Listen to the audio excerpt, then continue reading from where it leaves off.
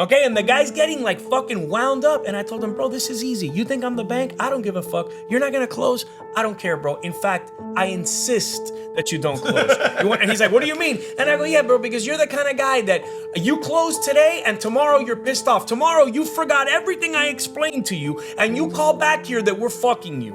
You get it? And I don't need that in my life, bro. You know what I'm gonna make on your fucking file? Your file's like a croquette. Okay, it's like going to the bakery and buying a fucking croquette. You think I'm the realtor, bro? You think I'm making 6%? No, bro, I'm making $6 here. I'm the Cuban bakery of the real estate business. So you know what? Take your fucking file, get the fuck out of my office.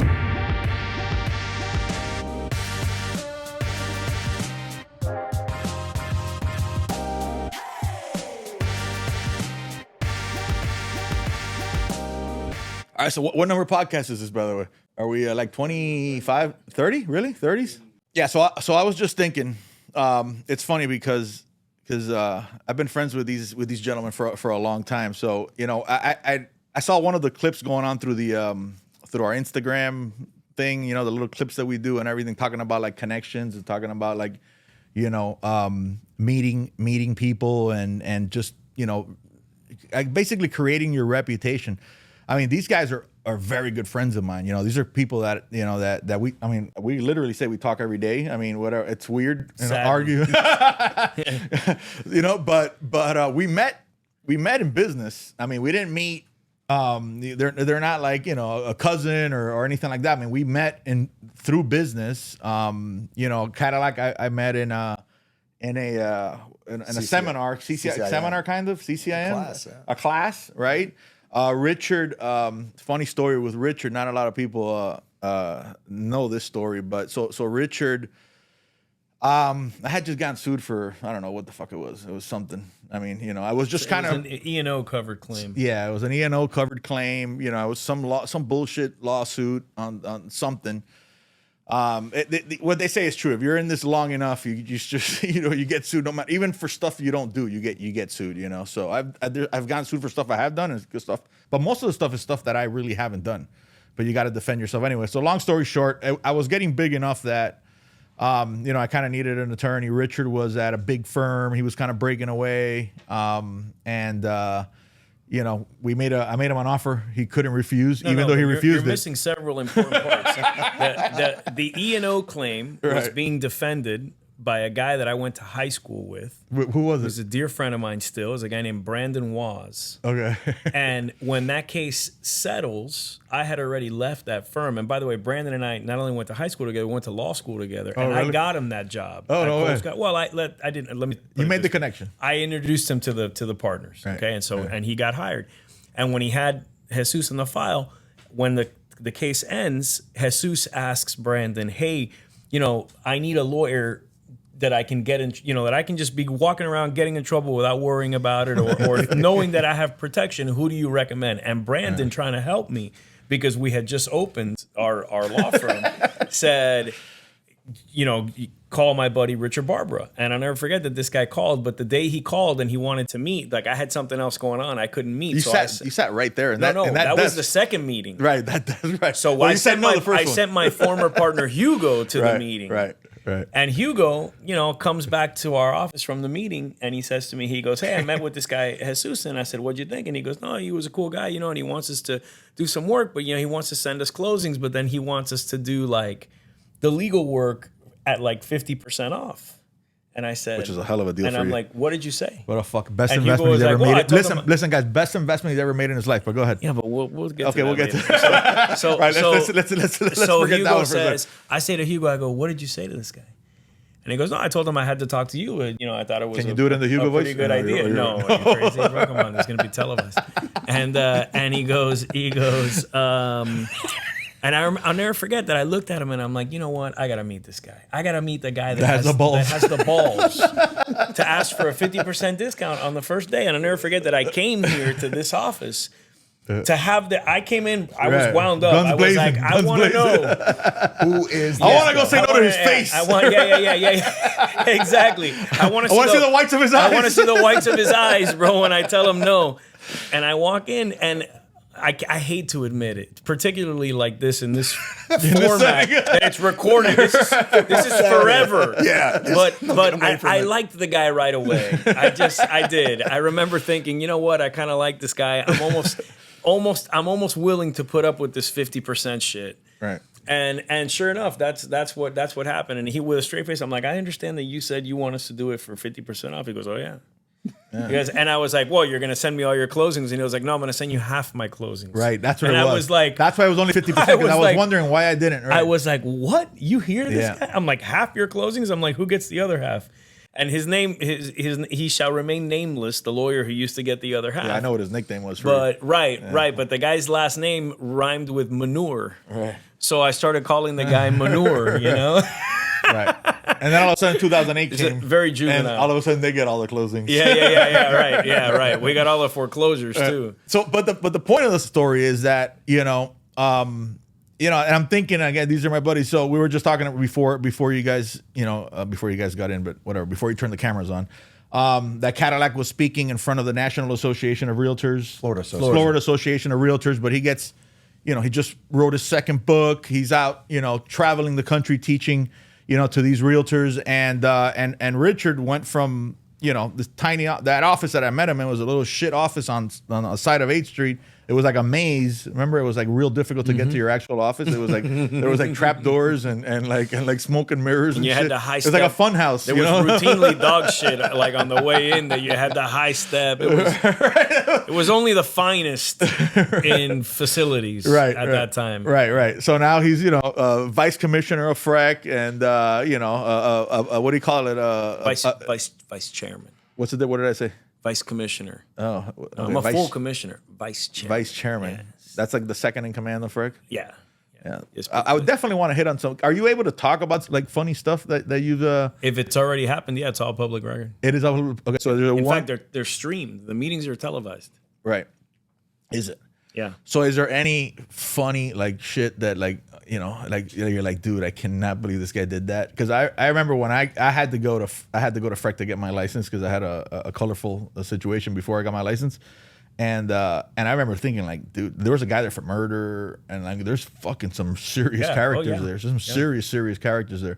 So is there a funny one that pops to mind? Something that you could be like, oh my god, I can't believe this guy had the balls to show up here. I'll tell you what's funny. It's not that there's a funny one that comes to mind. Is that what's funny is that all of like the horrific frauds and like the most unbelievable misconduct on the part of licensees, all is from Miami. Right. It's all from Miami. By the way, so I'm like, speaking specifically about what once a month you guys meet, right? Once a month. Once a month you guys they meet so that people that had some issues with their license or before their license, they got to go and basically beg you guys to get their license. So we see people that are seeking licensing that have some issue that is of concern that causes them to come before the commission. Right. We see people that want to get instructional courses approved for CLE credit. Right. So if you're a school or you're in the business of kind of putting these little classes together, those come before us. Cadillac had to do that once, right? Several times. 38 times. 38 times. Probably after this, I'm recusing myself from all of them because now that it's like I know Cadillac. So classes like that, and then on the second day we have what's called the escrow disbursement order disputes. So when the licensee, the broker, is holding escrow and the parties have a dispute, we deal with those. Okay. And then there is licensees who have been charged or being prosecuted with some kind of violation. Right. So day one is of the meetings is interesting from the perspective of you're seeing people that want to be agents or brokers and they have these issues in their past, and there's this analysis: can we properly license them without putting the public at risk? Right. What they care about mostly is like fraud, like stuff like that's like the big one. Crimes of moral turpitude are far more concerning. I don't want to say far more, like a murder, robbing. Well, a murderer, from what I learned, has a better chance than a guy who stole some checkbooks. No, it's not that simple. I mean, a murderer last year Well, okay, fine. All right. You know, a murder 20 years ago and the guy did his time and all that versus a crime of moral turpitude that's Right. more recent. Right. Credit card fraud, check fraud. People that were involved in the whole mortgage fraud thing that kind of made the downturn worse, those people rarely get quarter. Yeah. They're usually Fuck 'em, honestly. eliminated. Right. They're usually... I had a friend of mine that came up, you know, like he's like, he came to me like with like almost for me to feel sorry for him. I know what he was doing back when I was doing. And listen, you can say a lot of things about me. I'm rough around the edges, you know, this and that. But dude, I'm fucking clean. Like I don't, you know, I might mess around in the gray area, but I don't. You know, there's no fraud. There's none of that shit. So he's kidding about the gray area. right. So you know, no, everybody does gray area, you know. But yeah. So he came up to me like kind of like oh yeah, because I did. He almost wanting acceptance for that. I'm like, dude, listen, I don't. Like, to me, that's fucking, this is my livelihood. This is what I'm going to do for the rest of my life. You guys got in there for a couple years, shit all over my business, did, you know, unimaginable things, appraisal fraud, this and that. And yeah, you should go to jail. He was expecting for me to, I felt bad that he has to go to jail. Fuck you, go to jail. I mean, what they did, well, I mean, listen, back then, you guys, you know, you young kids don't know. I mean, there was if you would submit a deal today, so you would go and submit I just got a contract, all right? I want to close this contract. You would show up to the mortgage company, and they could close it the same day, right? So yes, incredible, same day, incredible. As long as you got there in the morning, okay. That's appraisal. Give us time to work with. That's underwriting. That's title. That's a million things, you know. So it's one of those things that, yeah, they shouldn't get a break, you know. So you're saying that when you show up to a mortgage fraud, like literally they get treated a little bit different. Well, it's the chances of getting licensed decrease significantly for those people. Right. Yeah, that's hard, and especially, you know, things like if you still owe restitution, right? Like a lot of these people, they got, first of all, the indictments were federal, which are a very big deal, you know, and usually the federal judicial system imposes a lot of restitution, right? So it's very important to the commission that the restitution's been paid. You know, you have to have sufficient passage of time. Right. You know, you have to demonstrate rehabilitation. The testimony has to be you know, compelling, but as a general premise, the people who have the mortgage fraud and things like that, they face an uphill. Those applicants face an uphill battle. All right. So listen, I want to get a little bit of an elephant out of the room, you know, before we kind of continue on. Why haven't you posted Cadillac's book on your Instagram? Why haven't I posted? I mean, I even tagged you and everything. I mean, I don't care very much. I mean, can we get a commitment from you that you're gonna put it on there? Yeah, what the fuck? It's not like you got millions of. What I like is that apparently my Instagram posting is sufficiently important that this is festering. It pisses me off. This is like it just pisses me off. This is like the 8th or 9th time this guy's because asked it fucking about pisses this. me off. Yeah. Just post the goddamn. Yeah. Just post Can the thing. Can you repost it? Send it to me. I will. Okay. Right, thank you. Yeah, So we got a commitment that you're gonna do it. Yeah, sure. All No right. I wanted to get that out. Kind of like I got that. I remember the day that you called me and introduced me to Cadillac. I couldn't believe it. I thought you were fucking with me. The last name? Yeah, bro. This guy was like, no, and his counterpart, bro. His name was even worse, and I liked Cadillac right away. The other guy was a little more difficult. But Jesus calls me and he's like, "Hey, I'm calling. I got these guys online, bro. These guys are gonna be stars." And I'm like, "That's great. Who are they?" He goes, "Josh Cadillac and Cody Lampariello." And I was like, "You're fucking with me, right?" I'm like, "Are you kidding me?" These guys they're like the Bopsy twins. Do you know the story of the Cadillac thing or no? Do you know why his last name is Cadillac? I have no idea. All right, so I'll mess it up. Because his father was named Cadillac or something. Well, yeah, but his you know back in New York, his dad used to own a cab stand, a fleet of Cadillac taxi cabs. So in the 1920s, he had a fleet of Cadillac taxi cabs, and in the 20s? In the 1920s. Yeah. Your dad in the 20s? My grandfather. Oh, your grandfather, okay, right? Yeah. And so my grandfather actually was super entrepreneurial. Very much not an old world guy or anything like that. He was all about, you know, you're in America, you take the opportunity. It's the land of opportunity. Wouldn't even speak Italian at home. Immigrant mentality. Very much so. Very much so. And didn't even marry an Italian woman. No, not immigrant. Old, original immigrant, or let's put it this way. there's pre-modern immigrant mentality. There's some of each in the immigrants Yeah. today. There's still some hungry ones that we get, right? And so, in order to take and keep the business in business, he had to get very good at fixing the cars. And the guy was actually a self-trained musician, like a great ear. So he could just listen to a car and tell you what was wrong with it. And so he got this. My dad actually could do that now. He's been 40 years as a mechanic, so I believe the shit out of it because he could he actually just hear. listens. He could hear and tell you what's wrong with the car and what make and model and everything. Absolutely. 40 years in a fucking mechanic shop. And so in New York City, there were all these, famous actors and actresses. They had these Duesenbergs and Rolls Royces, and there was nobody that could service them because they were imports. And so they would say, hey, take it down to the Italian guy, Johnny Cadillac, the guy with all the Cadillacs.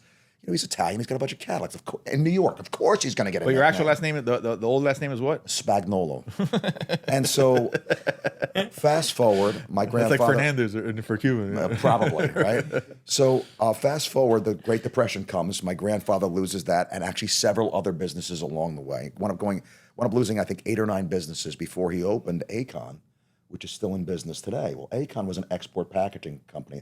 They would partially disassemble stuff, put it in cases, and ship it overseas.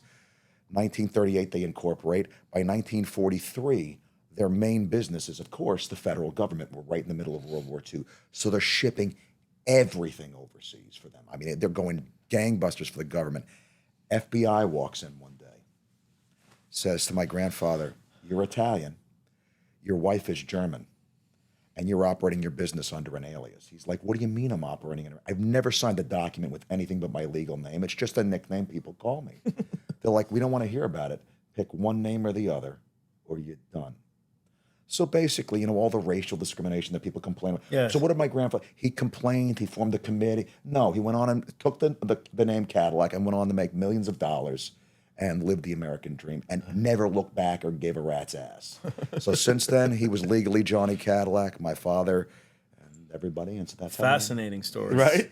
I knew that it couldn't be that the given name was Cadillac. Right. It's just fucking ridiculous. Yeah. It is. People always How think it has funny. something to do with the car company. The car company was actually named after a French general that they named the body of water in Detroit after. The guy that started Cadillac was a guy by the name of Leland, and their big claim to fame was that they came up with the electric starter for the car. And the reason why they did it, interesting, is Leland's friend was helping somebody broken down by the side of the road to start a crank car. It backfired, broke the guy's arm, and he died a couple of weeks later in the complication from Holy that. shit. So that's what spawned it. And yeah, there you go. More than you ever wanted to know about Cadillac and me and everything else. Yeah, Richard. So that's I need to like that one. So what's the you've been doing these video clips right now? What's the one you got in the most action on? The one with the which is I know. Oh that my I had told God. Yeah. What's that the one? one about the like this lot of negative comments on that one, maybe. There were a lot of negative comments from Did you well turn thought off, out, did you turn well off, thought out yeah, sure. comments. Bro, Did you turn off? Right. Did you Road turn off the scholars. comments on that? No. one? You didn't. No, I don't think All so. right. It was on. First of all, I don't manipulate any of the thing. It's Rusk. Right. So I wouldn't. I don't know how to turn off the comment. If you shot me right now, I would have no idea how to turn off comments. But it was on like when the Biden administration passed like whatever rules recently came out that resulted in like higher loan origination fees or something like that for people with better Yes, credit. that's what it was. Versus lower fees for people with lower credit, and I tried to illustrate how the net effect is close to zero. Right. Okay, like it's a wash basically, but people don't want to hear that. People want to hear about communism and these other things, and they were all wound up. You're a communist. that what it This was? guy Is must. that Yeah, the yeah. comments You're you a were getting? communist. You must love Biden or something like that. I'm like, guys, I know how to read. So the thing is that nowadays, okay, and we know people that are like this, but if you believe that hurricanes are caused by low barometric pressure as opposed to gay marriage, you're a communist. I actually, Okay, I so, actually had like- an interview on Fox News the other day. Fox News Digital interviewed me the other day about that song that came out about the small town. Oh, yeah. Try that in a small town. Try that in a Right. small town, right? And I was talking about it with them, and I said, look, and I've actually posted this in the chat a little bit. Big victimhood is a thing. They talk about dog whistles and stuff like that. You know what a dog whistle is? you're not offended by this. Let me tell you why you should be offended by this, because you obviously aren't smart enough to pick it up, kind of thing. It's like there are just people who live to tell you how you're somehow being oppressed by something that you just hadn't even known existed. Yeah. It's nuts to me. Like, what is it that we're doing to ourselves? It's terrible ourselves? on both sides. I mean, It is. It's terrible on both sides. So anyway, so there are similar things in the inverse. Like, for example, if you don't think it's a great idea to talk about, like, removing your genitals in the first grade, then you're a fascist Nazi. Right. So it's very difficult. It's hard to find, middle ground. So I mean, I like to consider myself a centrist, but the commenters on that post, they vehemently disagreed. One of the things that has caught me by surprise a little bit, I guess, is we're getting a little bit, more popular and stuff. I don't know if you knew this, but we're very popular in Australia. Did you know that? We being this podcast? Yeah. I had no idea. Huge in Australia. So, so whatever. We should go there. I always wanted to go there. You imagine take this live from like Sydney and have the building with the things in the background? Absolutely. I'm super interested in that. Yeah, man. So yeah, that is a commitment to air travel right there. So we've listen, man. Here's. And I'm going to completely give credit to Cadillac on this. So, one of the benefits of being friends with Cadillac is that there's a lot of statistics being thrown around, right? So you can't, like we do classes together and everything. So you start really becoming, instead of just the realtor that's in the streets and everything, you start looking at graphs of like interest rates for the last 45 years. You know what I'm saying? So now when they tell you, oh, interest rates are, when you look at the headlines and you're like, oh, interest rates are at a 20-year this and that. You look at the fucking chart and you're like, oh my God, wait a second. They just worded this in a way just to get people fucking going. Sensationalism. And it's just, so all of a sudden it's like, well, what's the other one? Inflation, right? So, because of inflation, real estate's going to collapse and this and that. Wait a second. If you look at the highest inflationary times, this guy puts out a fucking graph out of his ass, and all of a sudden, the highest levels of appreciation, or not the highest, but in times of high inflation, there's always appreciation, right? So, we're just knee deep. We're doing classes together. We're doing these podcasts together. So we're like just a lot more informed than a lot more informed than I was. I know, but people don't care is the sad part. Right, but then they want to be scared. They want to be mad. They want intrigue. Yeah. They want outrage. So then there's a couple ones. So the most common one is like, oh, imagine that, a realtor saying it's the right time to buy. Yeah. Listen, motherfuckers, if you buy or not, where's the camera I got to look into? Yeah. This one right here? Listen, motherfuckers, look into my whether eyes. you buy or not, my life doesn't change, okay? And by the way, you've never even seen me promote my company here. This is all about information. Just, it's a fun thing for us to do. I don't give a flying fuck if you buy or not. Now that we got that out of the way. No, but I got a guy who's got a pretty good one, because he's like the consummate like salesman.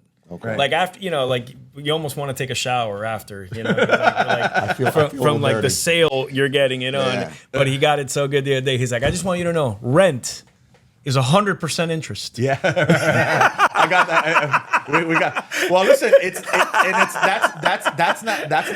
not far from the truth. So then again, so we're a lot more informed. We're looking at these graphs. We understand the full picture. We're not looking at stuff in little sections, right? So then I got this one guy, and he can I mention? Is it as being my attorney here? Do I mention him by name, or I avoid the exact who the guy I'm going to talk about right now, the moron that commented.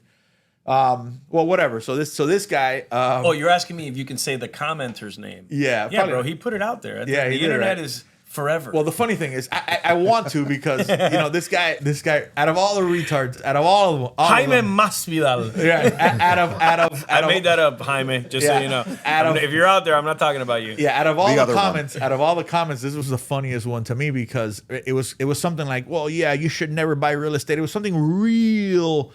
So imagine being the dummy that literally says it's never the right time to buy real estate, right? Let's just stay rented. Any absolute is a right. Let's stay rented for the rest of my life, right? So aside from that, he calls himself like the sweet scientist, right? Oh. Which is, you know what the sweet science is? Do you know the nickname? What the nickname is for? No, but it sounds terrible. The sweet science is boxing. It's boxing. Oh, I got it. So everybody, the sweet science it's a nickname for boxing, right? It goes back from the beginning. And let me guess, he's not much of a boxer, bro. So this guy, listen, but then wild guess, yeah, dude. That's why I had so much fun with it. So then the guy posts a video of him hitting the bag. Right, and when I tell you, dude, it was fucking bad. So I imagine you guys know. I mean, Did you rip it on the? Dude, my god, amazing! But real, I went step by step. I didn't just say your boxing is shit. I covered the elbows and the elbow positioning. I mean, the movement of his feet. Why don't I see these posts? That's what I want to see. This is the internet. I'm interested in. I want to know how you have the time to commit. Listen, we make time. I'll make time for that. We always for ball make busting. time. Listen, for ball busting. Exactly. I have a certain percentage of my time. Like allotted and set for ball busting. So that guy took 5% that day. It's that you hone, man. It's cathartic. Right. I think Richard got less of it that day or something. You know? Yeah. I must have had a peaceful day. Yeah, you're sitting there like, it's been quiet today. Now I know. I wonder why. What I'm going to do is I'm going to create these fake accounts and make stupid comments on Jesus's videos and get him just fucking cranked up arguing with like someone that doesn't exist. You don't even have to. There's so many of them. So many of them. But the going theme, and that's what I kind of want to focus on, it's like, well, it's not the right time to buy right now. And one of the things that we always come back with, it's never really perfect to buy. Right? It's never perfect. No, nobody's ever out there being like, wow, fuck, everything's so cheap. Well, yeah. But here's the thing. So here's and the if point. It is, there's a reason why it's it like, is. man, this house is listed for, whatever number, and you're like, that is so cheap. buy I don't three even of them. want to negotiate. Right. I'm coming in right at that number because it's fucking cheap. I mean, this interest rates are the best. Yeah. It's just fucking crazy. So, even at 3.5, they were like, bro, I'm paying 3.5. It's right, like, dude. right. I got 2 something. Right. So the point is this, that like, the point we're trying to illustrate is that there's always a positive and a negative, right? So when interest rates were low, right? This is what we're trying to. So when interest rates were low, guess what was crazy? Prices. Right. Absolutely. Prices, and you had to put money on top of appraised value, right? Remember we even talked about that on a certain situation. So all right, interest rates are low now. In car washes, children, TV subscriptions. No, children is like a debit. Like nobody wants that. Not anymore. Nobody wants your fucking. No, they kid. would take your kid. Yeah, right. No, they don't want it. Yeah. Dude, so that's the thing. So all of a sudden, so just so you guys understand. So when interest rates are low, okay, prices are high. Prices are high, money on top, and like for example, there was about a 2-year period where people that wanted to buy FHA couldn't buy FHA. Yep. Right. So FHA, which is the most, first-time home buyer friendly loan, communist loans. Right. Call it a communist loan. Communist loans. Call it helping the people loan. Call it whatever the fuck you want. Right. So that's the loan that gets the most people in houses. But for those 2 years, when interest rates were so low, those people couldn't buy. Why couldn't they buy? Because normally an FHA buyer comes in with a minimum down payment, right? And it's for sellers, it's the least attractive of loans. Highest risk profile. So when you're a seller and you get 10 offers, 20 offers. No, but you guys got to translate. You say that shit and most people don't know what you mean. Let me tell you why sellers don't want FHA, buyers with FHA loans. Because it takes longer to get the buyer approved. And you know why, everybody, it takes longer to get the buyer approved? Because only the fucking government can afford to loan 95 cents on the dollar. 96.5 cents on the dollar. So imagine if you go to somebody, you say, hey, I want to buy something that's worth $100. Can you help me? And they're like, yeah, I'm happy to help you. And they're like, how much help do you need? And you're like, I need $96.50. It's like, fuck, I'm almost buying it for you. You're telling me you're putting in a whole $3.50. Only the government can afford to do that. So for all of you commenters that you guys are the purest capitalists in America, I better not ever catch you closing a fucking FHA loan. Right. You better go conventional and put 30% of your own fucking money in and be a big boy and all that shit. I know who you're talking to, even though you're not saying. All right, so whatever. The point is this. So again, why is it never the right time to buy? The perfect time to buy, right? It's never just perfect. Because again, that buyer, that's FHA, which is, by the way, it's the majority of people that qualify for that loan can't buy during that because they don't have the money to put on top, right? Sellers will request for them to go conventional because it's a more favorable loan, right? And they rather a conventional loan or they rather cash, so they can't compete. So then, okay, so that's not the right time. Okay, so what time is the right time? All right, so now interest rates are too high. Holy shit, it's too high. Oh, yeah. Forget about the fucking chart that goes back 45 years that shows you that we're still way lower than the majority. What's the max FHA loan now? 450 or something like that. So imagine, so I had a guy. This is a real story. It was one of your agent's deals. All right, don't mention that. No. The agent. This wasn't at all the agent's fault. Oh, okay. This is the actual buyer. Okay. Yeah. This is the actual buyer. What did you say? For what? Call it 450. Okay, 450. It's different counties. Let's call it 450. Okay, and this story is probably about 3 years ago when rates were still low. Okay, so let's pretend the guy's rate was 4%, which was high for 3 years ago. But let's say it was 4%. Okay, on $450,000 at 4%, that's 18 grand. Okay. Okay, a year, $18,000 a year. Right. So the guy comes in, the buyer comes in, and let me explain what happens in Miami. This phenomenon that I've noticed. Okay. Phenomenon. Yeah. So first, people, as a general premise, are very insecure. So when they come in, and it's rare that I actually sit for the closing, but sometimes, thank God, we're busy enough that the girls, the staff is like, please, can you do this closing? And I'll go in. And so this one guy comes in, and he's one of us, bro. One of our people. He's a Cuban guy, okay? But he's like a hardcore Cuban. He's like the guy on Instagram. White shoes and everything? Yeah, white shoes, white sunglasses. Right. The hair real high. Finishes every sentence with Dolly. You know what I mean? Dude, the guy's, he's got like, he's decked out. He's Fucci. Right. Everything is bro, Gucci, bag, bro. Designer belt. Yeah, guy comes in. Capris. And we're signing the loan documents, the closing package. And we get to the amortization schedule, which is like this little piece of paper that shows all the payments you're going to make. Okay, principal and interest. And it starts with, and by the way, these are 30-year loans. Okay, so how many payments do you see on these sheets of paper? You see 360. Yes, sir. Okay, so what happens is it's the first time that you see that you're going to pay something 360 times. Okay, and so at the number one, it's like it shows the amount you're going to pay, the amount they apply to principal, the amount they apply to interest, and then the remaining balance. And the remaining balance on that after the first payment is still extremely high. Like you still have the whole loan to pay.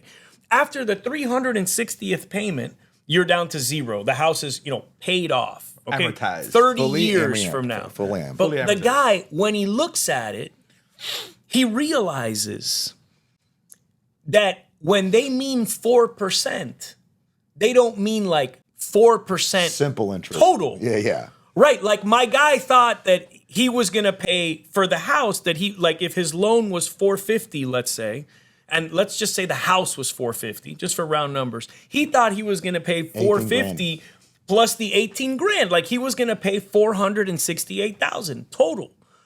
So all of a sudden he starts getting pissed off because he thinks we're tricking him now. Right, this is a trick. Okay, like he starts to get indignant. Okay, and now he's gonna read everything. Okay, yeah, right, exactly, bro. And he was insulted, and he was like, "What do you mean it's 18,000 in interest per year?" And I'm like, "Yeah, that's what per annum means." And he's like, "Bro, you're trying to tell me?" So then he wants to add up the total that he's going to pay. So then he's like, so if I have this mortgage for 30 years and he does the math, he multiplies like 30 times 18,000 and then he adds it to like his purchase price of 450. And of course it's like 800 grand or whatever the fucking number is. Yeah. And he's like, you're telling me I'm going to end up paying 800 grand? And I'm like, I'm telling you, that's what you pay if you keep the loan for 30 years. Right. And he's like, you must think I'm a dumb fuck. And here's where things got sour because I was like, I absolutely do. Because what did you think? You were just paying 18 grand? And he's like, of course, bro. He's like 450 plus 4%. And I go, let me illustrate it this way.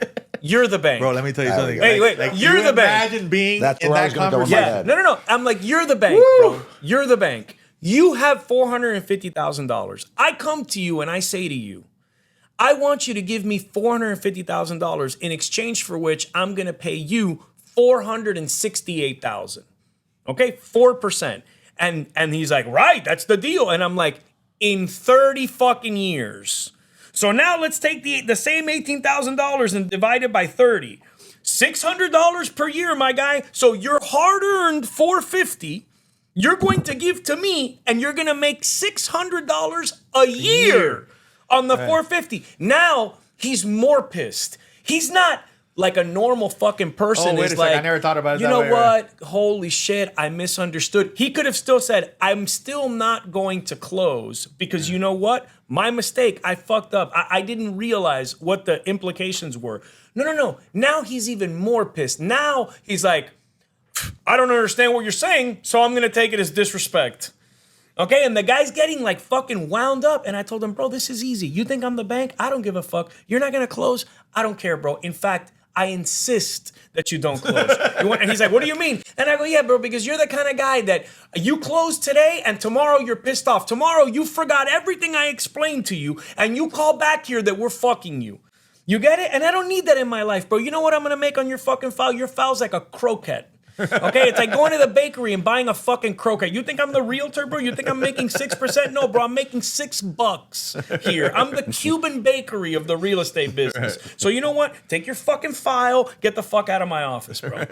But you know, so it's like that's the problem that we're facing. So people, this Those are the guys that are commenting. Right? Of course they're commenting. Those are the guys that are commenting. No. The ones that just don't get it. They don't get it. They have no idea. So so then what's the solution? Just continue to rent?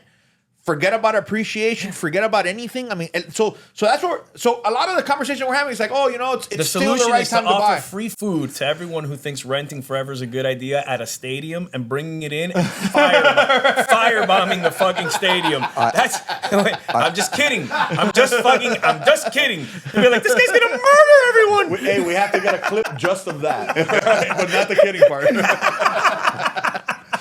I'll tell you, dude. So that's the thing. Those are the guys that are commenting, and it gets a little frustrating time because you're speaking to them, and you're like, bro, why does this guy think that I'm trying to like trick him in some kind of way? Like, there's no logical reason. I mean, I'm trying to explain what we know, what the graphs that we look at, the numbers that we look at, and analyzing it just like a person that's in the business. Is there a time not to buy? Yeah, I'll tell you when.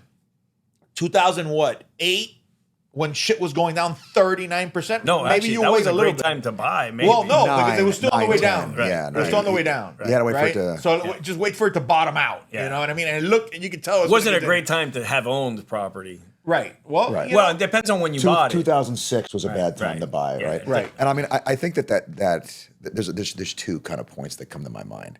One, you see why Andrew Carnegie gave away his money the way that he did. He refused to give away money. He gave away his entire fortune, but he only would give it away for libraries and organs. He said organs? Because he believed music and culture was an important part. Okay. Like Okay. The organs. 2-level piano. Yeah. And so he did that because he thought culture was an important part of things. But but an he organ? but Not a library. guitar or something? No, because organs. Most people, the only places they And had it was to hear the music time, bro. was their local church, Yeah. and so that they would give their got it. organs to churches so that people could hear music, and it was. Got it. They didn't have synthesizers back then. And so the reason for libraries was he believed that being ignorant was a choice, and he gave people by giving his money to libraries, he gave them the option to no longer live in ignorance. These folks are talking about make the choice to live and speak from ignorance, and to just simply take their gratification While typing on a device that contains a compendium of all human knowledge. You imagine Carnegie was like, I'll give you a reason not to be stupid. Go to the library. Now we have the fucking library. Imagine what an idealist that guy was. If you could show him today, Carnegie, let me show you what I have here. With this, I have access to the answer to everything. And today you people don't are even have to put on ever pants. No pants required.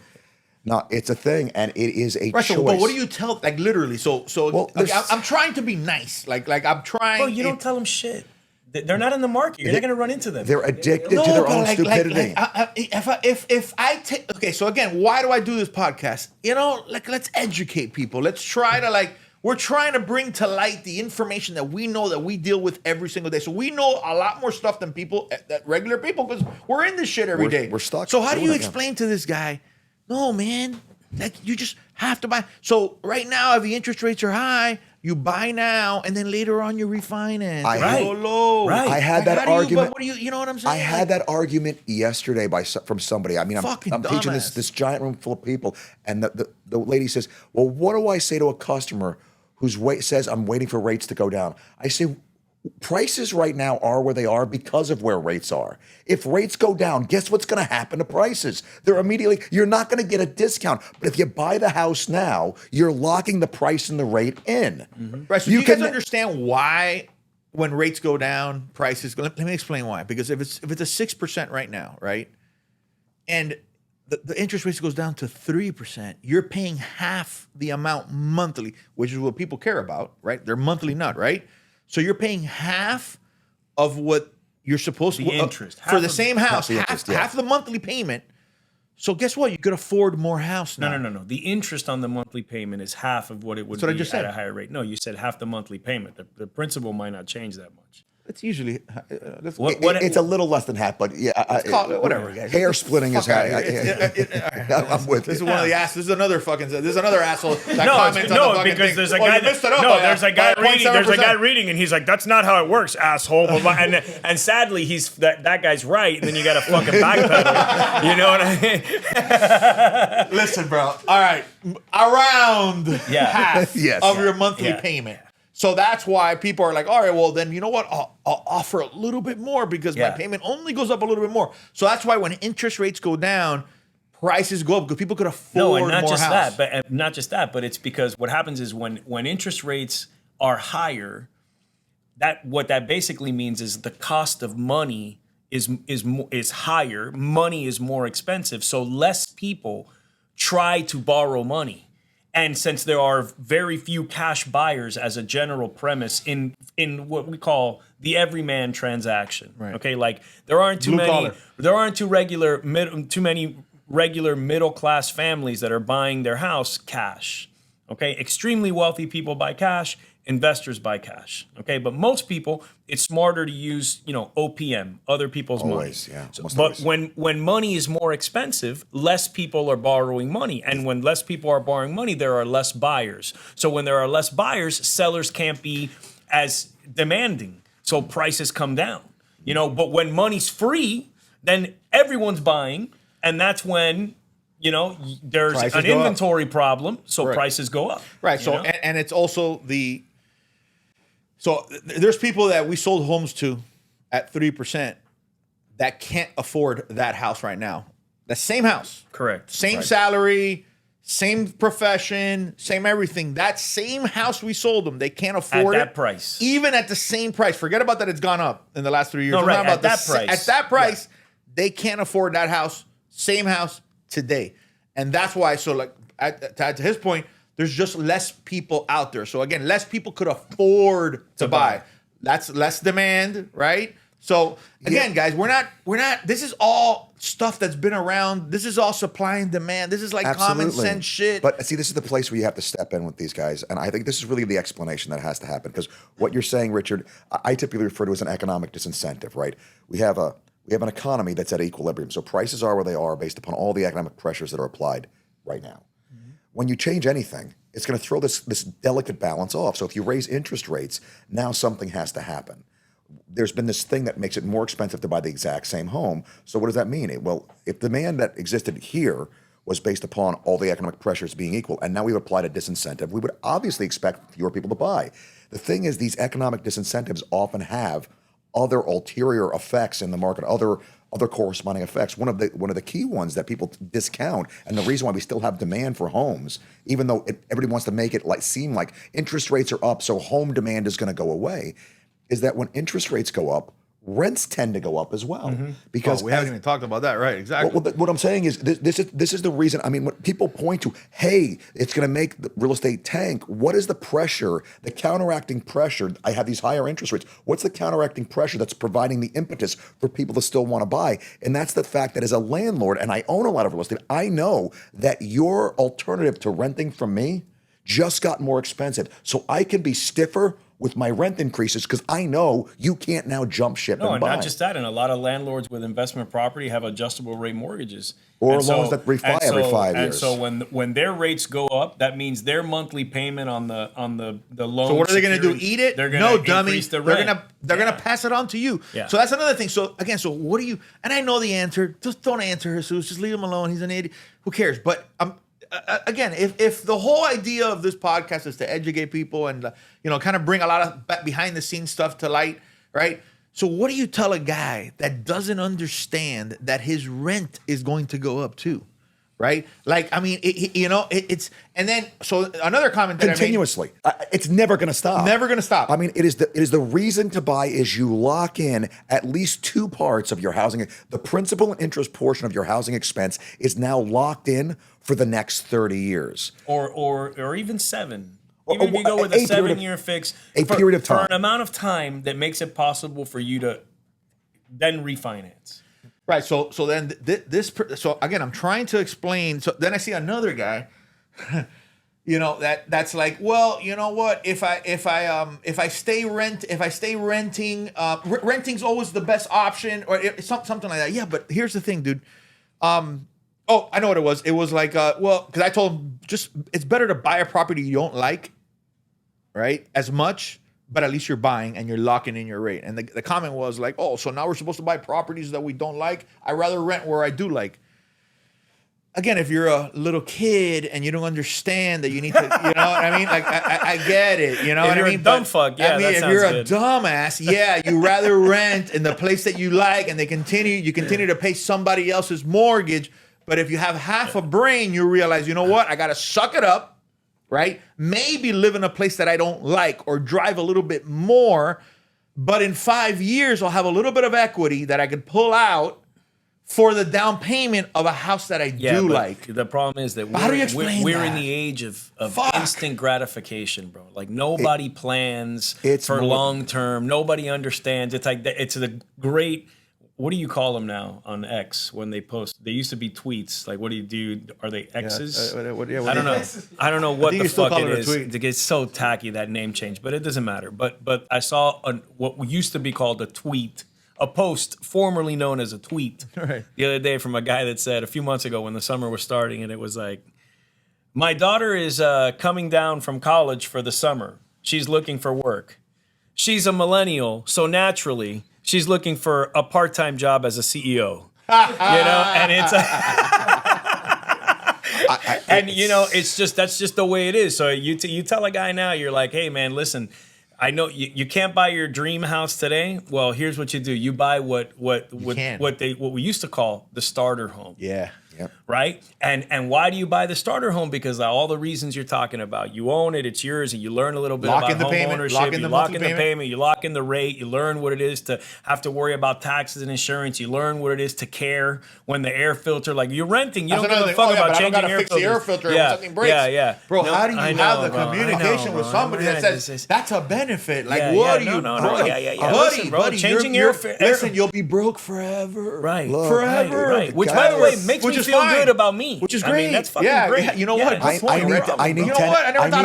need tenants for my properties. Yeah. Stop telling these guys. I need tenants. People keep renting from me. Yeah, it's like, you know what? You're right. Somebody hates pizza. It's like, oh, that's great, bro. Hey, that's man, good. More listen. pizza for me. Exactly. Hey, now, you know what? Now I understand. You're right. Continue to rent for your entire life. Yeah. All Let right? me know. Let me know how it works out. Yeah, and call me in 30 years, all right, and let me know how that's going. Let me know where you're at. Let me know where you're at. It's a very simple thing because this is, and I rail against this all the time. This is how college loans are underwritten, and this is how people think. The Disney Channel method of decision making: follow your dreams, Skipper, and it will all work out. Look, this is the thing. And these are real numbers. Nearly 90% of all businesses in the United States of America were started by somebody taking out equity against their primary residence to fund the starting of that business. Mm-hmm. That means that the single-family homes that we sell in the United States of America is the single greatest wealth-building tool that has ever existed in the history of humankind. Not to mention that use of home equity funds is a complete violation of the loan documents. So, that's the lawyer talking. Just so you know, you're not supposed to use your home equity line of credit for anything other than improving the house. So when you, oh yeah, yeah, oh yeah. Oh, yeah. It's in the fine print. So when you use it to buy a car or take that trip, and it's funny, the mortgage guys even sell it there like that. They're like, take a trip, take the equity out of your house, travel the world. It's like, I'm pretty sure the loan documents don't permit it, but fuck it, nobody ever gets sued for that. Yeah. Let's face it, they never call you. They're like, oh yeah, we saw you have a new car. Did you buy that with the fucking HELOC? Because if you do, we're defaulting your ass. But yeah, technically you're not supposed to do that. Yeah, but but how about you use Yet it? it is. Yeah, what yeah, that's fuels- what. No. What I mean, makes listen, this country what it is? if the number of properly utilized home equity lines of credit is infinitesimally small. Honestly, to me, it is the greatest way to secure liquidity. Yeah. Because otherwise, if you're sitting there with money in the bank, who is losing? Who is eating the inflationary loss in the money? You do. Yeah. But if you have that HELOC sitting there as your stopgap, you can then allocate those resources, your safety net, to other investment types where you can make a rate of return as opposed to bleeding to death in the bank. I mean, Well, so another one that's gotten a lot of action. It's like how am I supposed to buy now if interest rates have gone up? I'm stuck in my house right now. Well, no. Okay. Well, Oh, you mean in terms of because if I sell, I make money, but where am I going to go? Where am I going to go? Yeah. Well, how about this? You obviously have a shitload of equity, right? Because if you bought more than 3 years ago, you're doing very, very well. Okay, so how about, you take a home equity line of credit, or you could put a second mortgage, or you can do whatever, buy another house, use that for the down payment of the other house, and rent your house, because again, rents have gone up quite a bit. Oh, rent the other one. Right, so rent the investment property. But let's say that they want to move to a different neighborhood, right? So they don't want to live in that house anymore, which is a normal thing. In average, people move like every 5 years, right?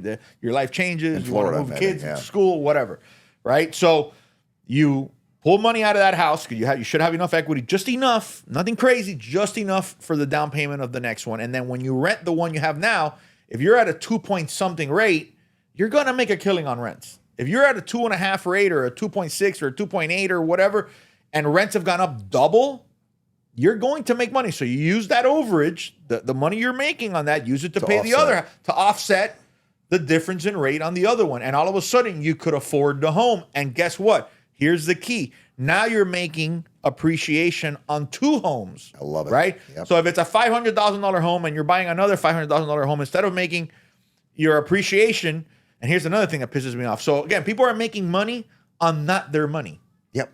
Right, so they're making appreciation on the money, on the bank's money. Absolutely. But that's still not good enough. Nope. Right? No, that's still not a good enough reason to buy, right? So now all of a sudden you got 2 homes that you're making, that are appreciating. Okay. So that's a win. That's a win in comparison to the guy who's still renting. Right? So, listen, it's never perfect. So I really want to get that point across. Are we ever going to tell you don't buy? Yeah, again, I could only think of one time in my almost 25-year career that you don't buy, and it was about a year span, right? And it was, by the way, the worst real estate collapse in the history of real estate. Sure. Right? There hasn't been there's been a stock crash. The second worst economic collapse in 80 years. Right. But in this, the difference is that real estate is what brought everything down. The last time, yeah. Right, the last time. 2008, real estate, mortgage-backed securities, the racket that real estate had going on, closing the same loans, the same day loans and all that stuff, that's what brought the market down. People were buying and cashing out. Yeah.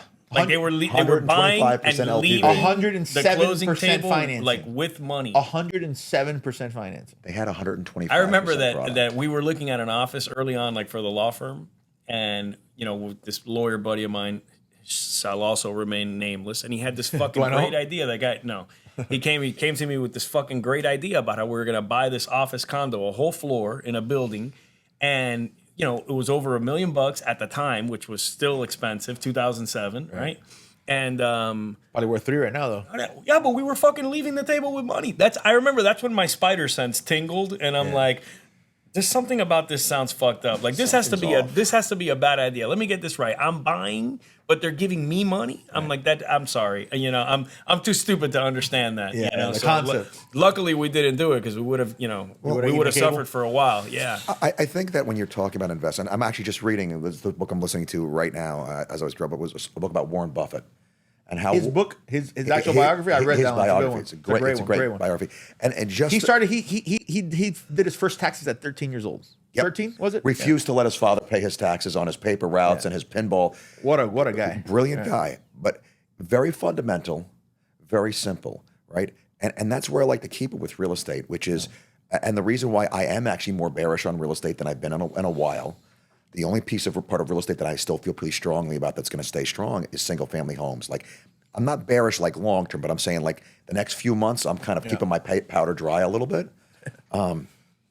I like single family homes for the fundamental reason that it's just, I don't see a way where they can supplement the supply in any meaningful way. So it's going to stay a scarce resource. Yeah. Right now, we're building about 1.4 million homes a year.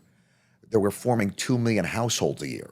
By the way, Warren Buffett just pulled out like, I don't know, something like either, I think it was like $8 billion. And he put it out of the stock market and reinvested into Lennar And home builders. Yeah, I D.R. saw Horton. that. Like I might be getting those names wrong, but he invested it into. But here's the So I those love that. dumbasses, again, right back to it. And again, I know I shouldn't listen to them, and I know it's immature of me, and I know I got to grow as a person. All right, but for now, No, stay the way you are. Listen, It's okay. man. Yeah. Listen. So Warren fucking Buffett is pulling out money and investing it into real estate, but you want to stay renting, right? And hitting the bag with bad technique, right? Got it, bro. Yeah. Got I know. While nicknaming yourself the sweet scientist. Listen, bro, and let me tell you. So what that guy doesn't know is that I've lived and breathed martial arts, boxing, the whole situation. So when I see that, it makes me want to vomit. Right? There was nothing good about your technique. Zero. You know what I like about Jesus in this setting? His appreciation for and deference to expertise.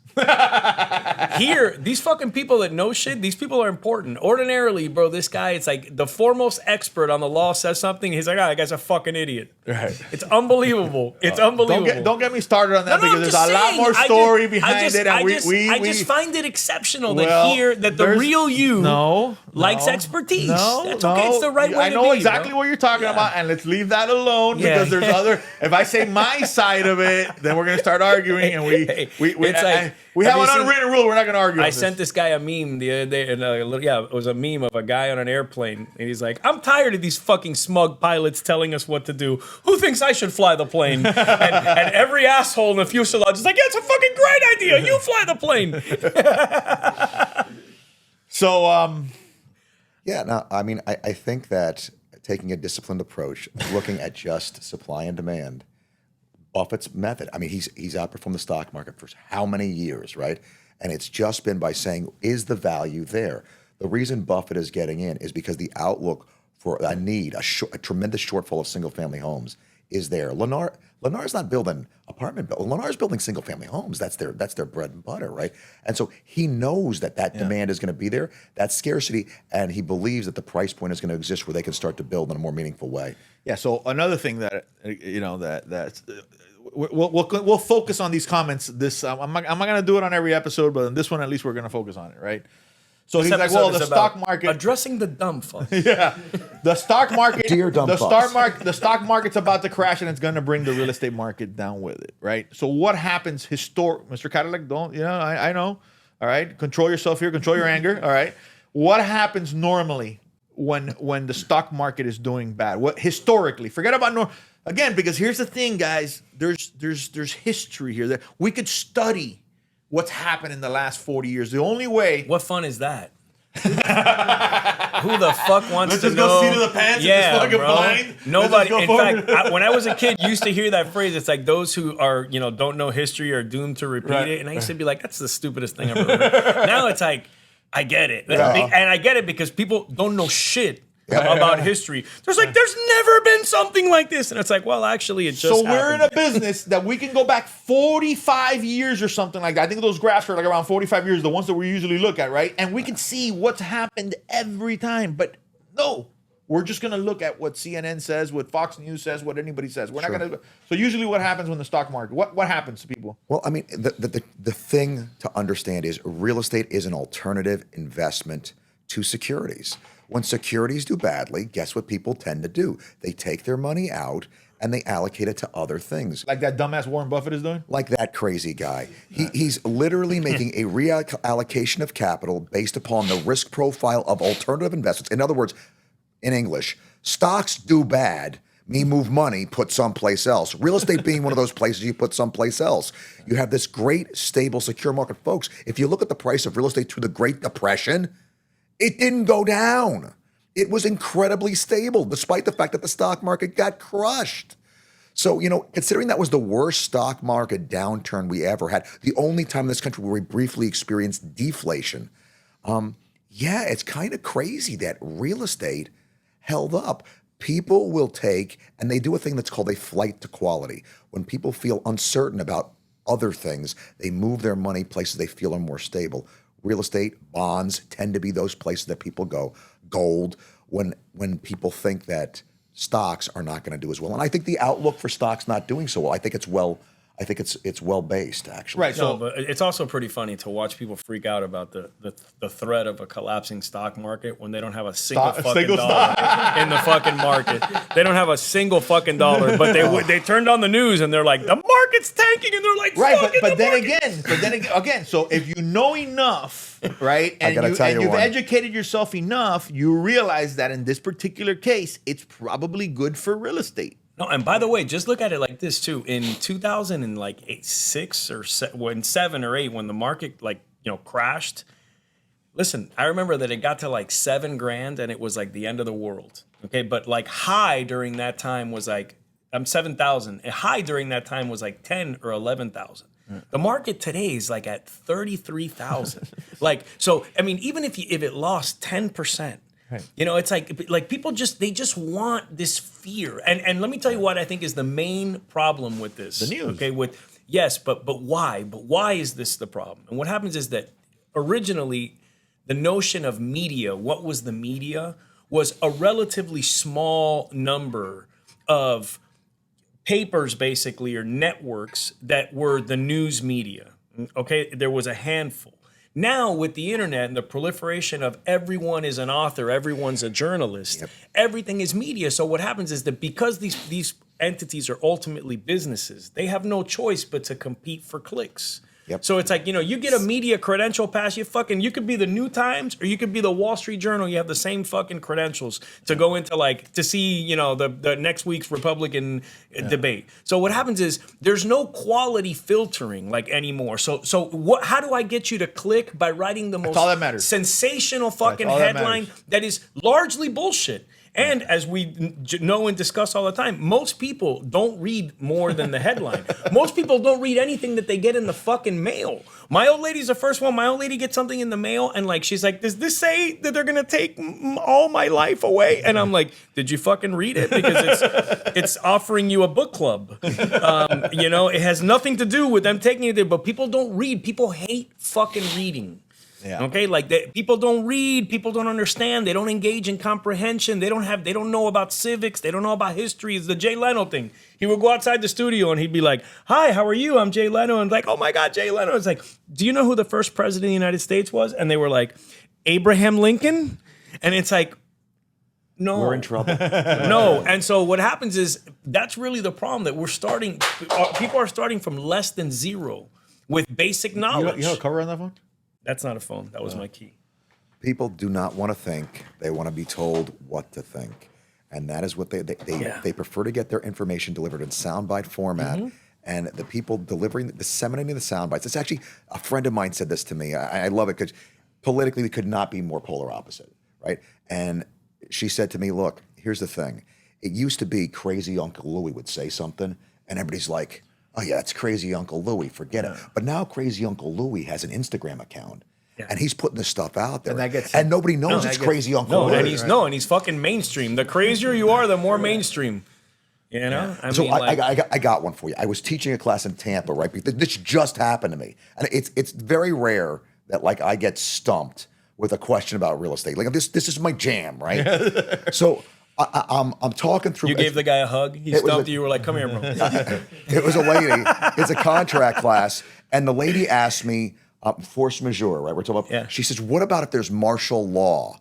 And it just like it came out of nowhere. Is that, I'm like, would that be considered force majeure? Yeah, absolutely. yeah, of course it would, right? Absolutely. But Why though? I mean, it's martial because law. it's not anybody's fault. It's not like either of the Isn't parties' force fault. majeure like act of God technically? No, war, strike, material shortages, any number of things that are outside of the party's control. If it's the more regular it is, you want to list it. Yeah. So like now, most force majeure clauses literally will say pandemics, endemics, COVID-19, government shutdowns, pandemics. things that didn't even. You hear this guy? Fucking A. Things that don't even. I'm sorry, I even said COVID, but things that were not even thought of 4 years ago now are part and parcel of every. That's interesting. Of every document. Yeah, I remember that when I first started, the contract was only like 3 or 4 pages. And now I remember it was Yeah, it's 12 pages now. No, plus everything. addendums. 13. Oh, right. They 'cause the new simplified one, it to yeah. 13. They Yeah. simplified it plus off to 13. Plus Yeah. addendums. Honestly, Yeah. Richard, I got to tell you, you are always a story that I tell, which was the time that we did the contract class for Jesus on Zoom.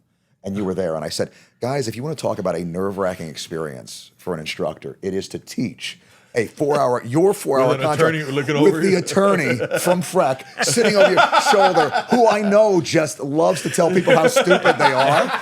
And so I'm sitting there. The worst possible ingredients. I'm getting ready to start, and he's like, "Yeah, by the way, Richard's going to be on there with you." And I'm like, "Oh man, He's like, wait, live? live? We can't edit this." Really? No, that's right. I don't. Let's We should not do that. another one of those. Yeah. That was We should do that another was one of those. special. Yeah, We should no, do another one no. of those Honestly, when I contracts. came out of that, and you didn't have anything bad to say, I was like, "All right, I feel pretty righteous about." Yeah, he no, sent me no. the notes No, to don't throw worry. in. I'd have taken Oh, the opportunity. I know you would have, and so it was great to survive. Ball busting is my speciality. Honestly, I sit in between and just in awe. Really, it's a thing. There's high level So stuff here. anyway, she hits me with, martial law, and I'm like, it was so out of like I know it's going to be a force majeure, but I'm like why would that be the thing? We're in Florida, like hurricane, COVID. Like I could understand those, but what would make you say martial law of all things? Oh, she had just been on Instagram. She had just been and she came hearing up- about how martial law would be imposed to reinstall Mr. Trump. It was 100%. She read that there was World War III was going to start, and it was coming, and martial law. And I'm Lady, like, let me tell you something. If that happens, real estate doesn't really matter. Yeah, You're not gonna have any closings. Right. Don't worry about Don't anything. worry about addendums. Right. Don't Worry about any of having that stuff. ammo. Yeah, and a lot I of love- canned food. I love the people that tell me about how they're growing gardens for when the whole thing collapses and they're growing their. And I'm saying to myself, you think people aren't going to take your food away from you that you're growing? Yeah, you better be ready. Yeah, honestly, the stuff you're worried about is like, farm grown, blah, blah. You're not going to be looking for organic food. Let me tell you something. You're going to be looking for any food. So I've spent a lot more time. I've spent more time in a farm, like an actual farm, in the last 90 days than I have in my whole entire life combined. Right? Because there's a buddy of ours that has a farm up north, and whatever wrestling stuff. We go to travel there, so we stay there. Let me tell you something, man. It's a different, like, I know it's obvious, but like to see regular city slicker kids like in a farm and getting eggs in the morning to like, and then go to the garden to pick the stuff to eat it. I mean, it's a whole nother world, man, that those are the guys that are going to survive that attack. That's not us. We'll collapse in 2 seconds. I think that giving kids an appreciation for what goes into the things that they take for granted is such a big thing. My father, that's why my father took me out of school when I finished 4th grade. Yeah. He hired a teacher, and he made me go to work from 6:30 in the morning to 1 o'clock in the afternoon until I graduated high school. I worked every single day. Yeah, so I went to school in the afternoons. My buddy has like a sense of humor too. So he's like a legit hillbilly, right? He's a normal guy, whatever, but he obviously lives a hillbilly life. So we were like we're driving through the farm, and I see his kid. And I'm like, dude, I don't think I've ever seen kid's name's Bo. I'm like, I don't think I've ever seen Bo not doing hillbilly shit. He was like, what are you talking about? What's he doing hillbilly right now? He's holding he was in He's like, he's holding a bucket full of fresh cow milk. Right, no, It's he like, goes, well, that's just hillbilly shit, my he's guy. just in he's in a motorcycle, whatever. He was in one of those. It was a dirt bike in a dirt field. bike. Yeah. Yeah. He was in a dirt bike. I'm like, yeah. Well, the other time I saw him, he was making honey. He was in a beekeeper's outfit. Last time he couldn't come here because he was showing his pig at the local farm, right? At the fair. And then you're at the fair. Exactly. I swear to you. He's like, And then another time he was shucking corn that he had just picked from the field. You know what I mean? So it's a whole different world, man. All right, guys. So let's kind of wrap it up. Anybody wants to say anything? Any other tidbits or anything like that? So I guess the whole point of this is just don't buy. Right?